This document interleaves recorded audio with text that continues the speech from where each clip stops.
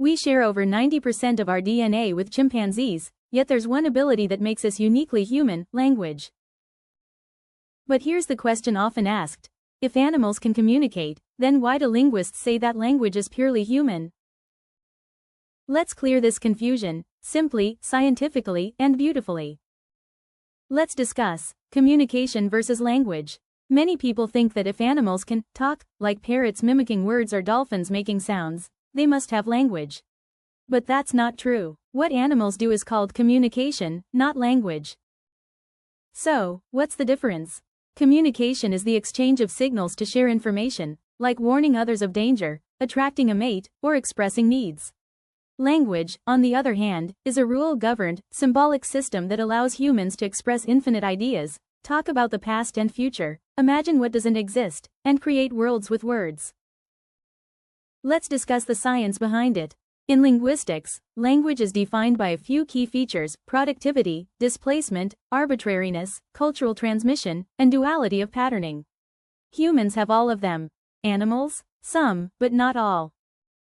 Honeybees dance to tell direction and distance, but their message is limited to, "Here's food."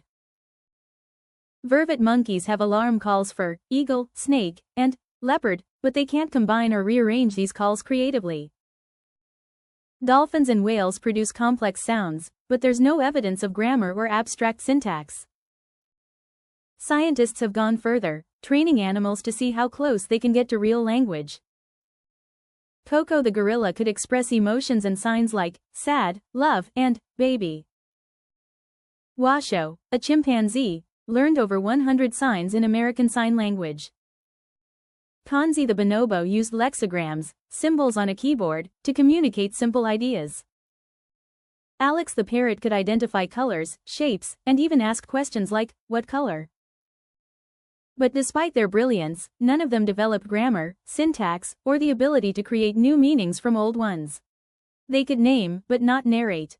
They could express, but not explain. That's why linguist Noam Chomsky argued that humans are born with a language faculty, a biological capacity unique to our species, allowing infinite creativity through grammar. Now let's discuss religious and spiritual perspectives. But science isn't the only lens we can look through. Religion and faith give us another, one that sees language as a divine gift, not just a human invention. The Quran tells us that Prophet Suleiman, peace be upon him, could understand the speech of birds and ants, hinting that creatures might possess their own kind of language.